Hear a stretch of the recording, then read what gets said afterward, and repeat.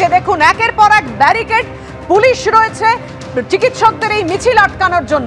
त्योहार और प्यार लाती है रिश्तों में ढेर सारा मिठास।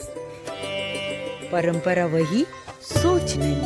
আদি মোহিনী মোহন কাঞ্জিলাল একেবারেই পাপিয়া, আমরা যেমনটা বলছিলাম যে এসএন ব্যানার্জি রোড ধরে যে মিছিল, মহা মিছিল এগিয়ে আসছে, সেই মহা মিছিল আটকানোর জন্য এই মুহূর্তে দেখতে পাচ্ছ যে কলকাতা পুলিশের কিন্তু বাহিনী এই মুহূর্তে রানী রাসমণি অ্যাভিনিউ যে রাস্তা, সেই রাস্তায় কিন্তু ব্যারিকেড করে এই মুহূর্তে দাঁড়িয়ে রয়েছে।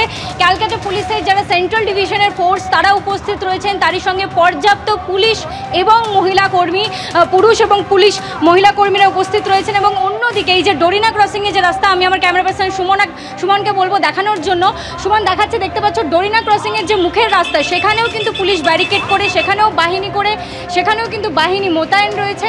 এবং তারই সঙ্গে এসএন ব্যানার্জি রোড ধরে ডোরিনা ক্রসিং হয়ে যখন রানী রাসমণি অ্যাভিনিউতেই মিছিল ঢুকবে তখন কিন্তু প্রবেশের শুরুতেই একটি ব্যারিকেড করা হয়েছে এবং তারই সঙ্গে দ্বিতীয় দফায় এখানে আরেকটি ব্যারিকেড করা হয়েছে, যে ব্যারিকেড কিন্তু দড়ি দিয়ে বাঁধা রয়েছে এবং তারই সঙ্গে পর্যাপ্ত পুরুষ এবং মহিলা পুলিশ কর্মীরা কিন্তু উপস্থিত রয়েছেন।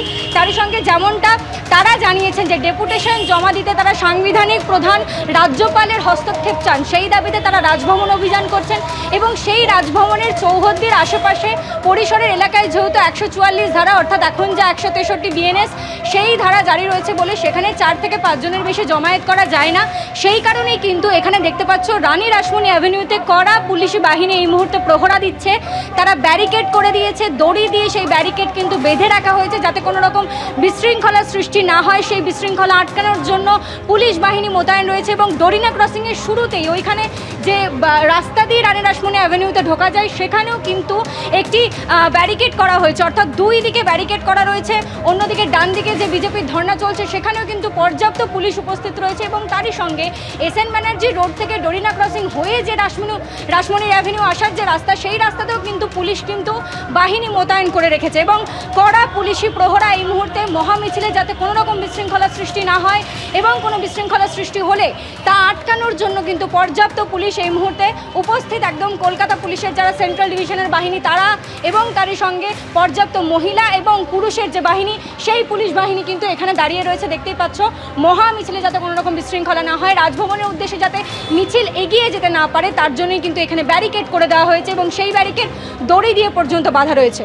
একদমই কত দূর অবধি এগোতে পারেন চিকিৎসকদের এই মিছিল, আমাদের নজর থাকবে সেদিকে। তুমি আমাদের সঙ্গে থাকো, ছবি দেখাতে থাকো ঐশী। অন্যদিকে আপনারা দেখছেন মিছিল ক্রমশ এগিয়ে চলেছে।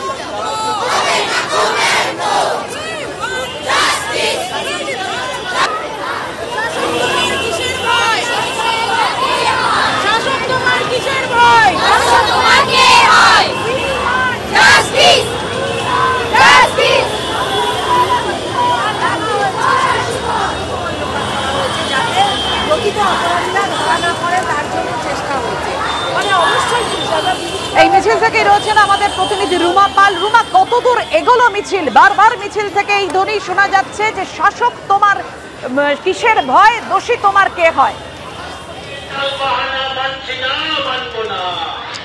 দেখো একদমই, এবং এছাড়াও উই ওয়ান্ট জাস্টিসের কিন্তু এই স্লোগানে কিন্তু একদম আকাশ বাতাস মুখরিত। এই মুহূর্তে আর কিছুক্ষণের মধ্যেই ধর্মতলার মোড়ে গিয়ে পৌঁছবে এই মিছিল, একদম প্রায় কাছাকাছি চলে এসছে এবং আমরা দেখতে পাচ্ছি যেখানে মিছিলের এগিয়ে যাচ্ছে। এবং এই মিছিল সিনিয়র চিকিৎসকরা যেমন রয়েছেন, জুনিয়র চিকিৎসকরা রয়েছেন, সমাজের সব স্তরের মানুষ রয়েছে। এবং মিছিলে একটাই বক্তব্য, justice for RG Kar. Justice for RG Kar কেন? কারণ বিচারের দাবিতে তারা কিন্তু পথে নেমেছেন এবং এই বিচার দোষীকে, দোষী কারা, এই ধরনের নানা রকম প্রশ্ন মানুষের মনে রয়েছে এবং সেই সত্য কিন্তু এখনো পর্যন্ত উদ্ঘাটিত হয়নি। এবং কেন এই ঘটনা ঘটলো, এই ঘটনার পিছনে আসল দোষী কে, সেটাই মানুষ জানতে জানতে চাইছে। সিবিআই সমস্ত কেস করলেও সেই মামলা কিন্তু আর্থিক দুর্নীতির মামলা চলছে।